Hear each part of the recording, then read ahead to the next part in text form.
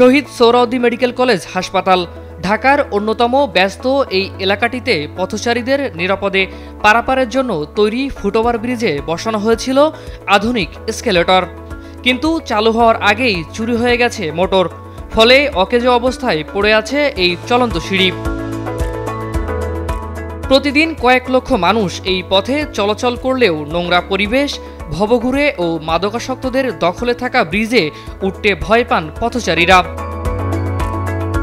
জীবনের ঝুঁকি নিয়েই তাই সরাসরি রাস্তা পার হন অনেকেই, আর এতেই ঘটছে একের পর এক দুর্ঘটনা।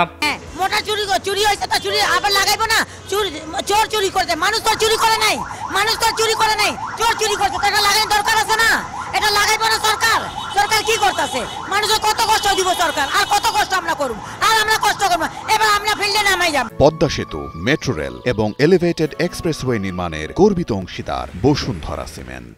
আসে অসুস্থ হয়ে, যেখানে মানুষের শক্তি থাকে না যখন, তখন এই জায়গাটা মূলত তাদের আসতে হয়, আর সেই জায়গাটা এইখানে এক্সেলেটরের সিঁড়িটা মানুষের জন্য খুবই উপযোগী, কিন্তু এই জায়গাতে সেটা আসলে ব্যবহারযোগ্য না।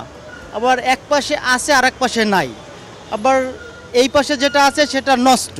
তার মানে কি দাঁড়ালো, এক পাশ থেকে উঠতে পারলো আর এক পাশে এসে নামতে অনেক অসুবিধা। আর এখানে তো সাধারণত প্রত্যেকটা, অর্থাৎ আমি যদি চিন্তা করি 50% পেশেন্ট, 50% সুস্থ মানুষ।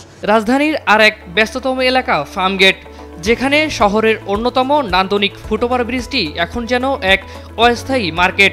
ব্রিজের বেশিরভাগ অংশ জুড়ে হকারদের মেলা আর দোকান, কসমেটিক্স থেকে পোশাক সবই মিলবে এখানে। নিরাপদে পারাপারের ফুটওভার ব্রিজগুলো এখন পরিণত হয়েছে ঝুঁকিপূর্ণ অরক্ষিত স্থানে। এই অব্যবস্থাপনায় সবচেয়ে ভোগান্তিতে সাধারণ মানুষ। যেহেতু এটা একটা ব্যস্ততম সড়ক, সামনে অনেক কলেজ আছে, সো মানুষের অনেক সমস্যাই হচ্ছে। এটা যদি ভালো থাকতো আমরা ইজিলি চলাচল করতে পারতাম। আরেকটা বিষয় হচ্ছে যে আমাদের ফুটপাথ, এই যে ফুটওভার ব্রিজের উপরে অনেক হকার্সরা বসছে, যার জন্য এটা একদম অর্ধেকটাই দখল হয়ে থাকে। সব সময়ের জন্য মনে করেন হিনুঞ্চি, বাবাখোর, নেশাখোর, তারপর আপনার এই ডেন্ডিখোর, সব এখানে আড্ডা দেয় রাত্রে। নগরবাসীর প্রত্যাশা হকারদের দৌরাত্ম্য থেকে মুক্তি পাক রাজধানীর ফুটওভার ব্রিজগুলো, আর শীঘ্রই জটিলতা কাটিয়ে চালু হোক চলন্ত সিঁড়ি। প্রতিদিন হাজারো মানুষ এই ফুটওভার ব্রিজ ব্যবহার করতে পারতেন যদি না এটা সঠিকভাবে রক্ষণাবেক্ষণ করা হতো, কিন্তু বাস্তবতা হলো বন্ধ এক্সেলেটর আর দুর্গন্ধময় পরিবেশে মুখ ফিরিয়ে নিচ্ছেন সাধারণ মানুষ। জনগণের টাকায় নির্মিত এসব ফুটওভার ব্রিজ উন্নয়ন এখন সময়ের দাবি, তা না হলে নিরাপত্তা নয়, ঝুঁকিই হবে জনগণের একমাত্র সঙ্গী। ফারিজুল ইসলাম, ডেইলি সান, ঢাকা।